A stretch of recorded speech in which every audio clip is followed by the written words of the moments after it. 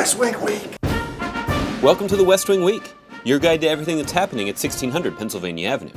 This week, President Obama focused on winning the future, concentrating on innovation in small businesses, holding events in Oregon and Ohio, and convening his Council on Jobs and Competitiveness at the White House.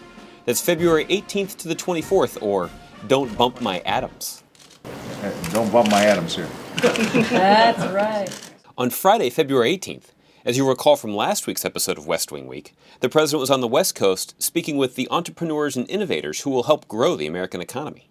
The president arrived in Hillsboro, Oregon, to visit the Intel campus, the world's most advanced semiconductor manufacturing facility, to take a tour and meet with young science fair winners. And I'll show you one of these wafers, 12-inch wafer with the microprocessor chips on it. You can hold it if you'd like. I just won't drop it. Yeah, please don't drop it, sir. I was saying that I cannot drop this. The second thing, we will have you sit down and let you operate an electron microscope. This is fun. Keep on clicking.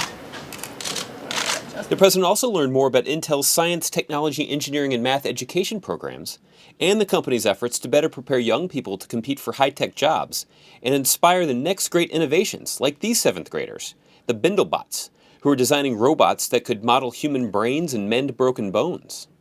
Can I press the button? Press the orange one. The orange one? Yeah. Okay. Even as we have to live within our means, we can't sacrifice investments in our future.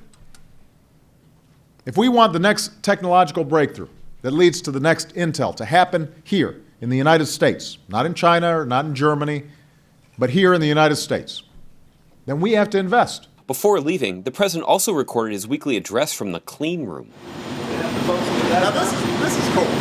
Huh?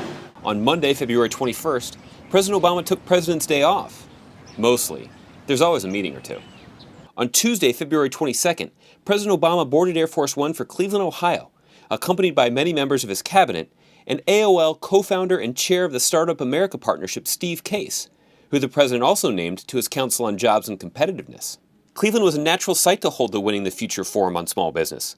An emerging global leader in the fields of biotechnology and clean energy, Cleveland has positioned itself for the jobs and industries of the 21st century.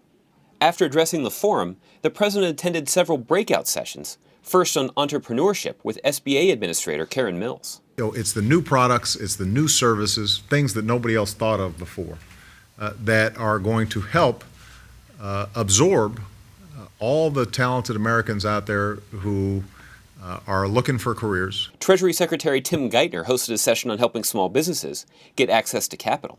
For a small business, capital's still tough. Partly, as I understand it, because one of the key ways that small businesses were able to get loans was because they had some sort of assets that they could offer up as collateral. And if those asset values have declined, that makes it that much more difficult. Before addressing the closing session of the forum, the president also dropped in on an online chat that CEA Chairman Austin Goolsbee was holding on whitehouse.gov. I'm sorry, did I interrupt an answer? Nope. Thank you. Entrepreneurs like each of the ones who are here today create 2 out of every 3 new jobs in this country. So you're the cornerstones of the community. You're the sources of pride for working families. When the bet concerns America, you've always gone all in. You've taken risks. On Wednesday, February 23rd, President Obama went to the Grand Foyer with Secretary of State Hillary Clinton to make a statement about the situation in Libya. The American people extend our deepest condolences to the families and loved ones of all who've been killed and injured. The suffering and bloodshed is outrageous, and it is unacceptable.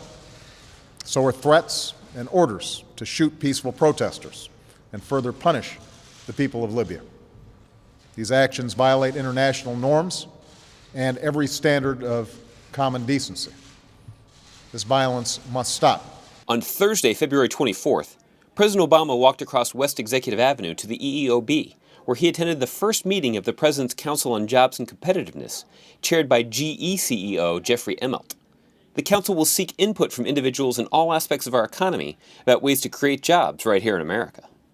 To find out more information on any of these topics or to see complete videos of these events, go to whitehouse.gov. And thanks again for checking out your West Wing Week.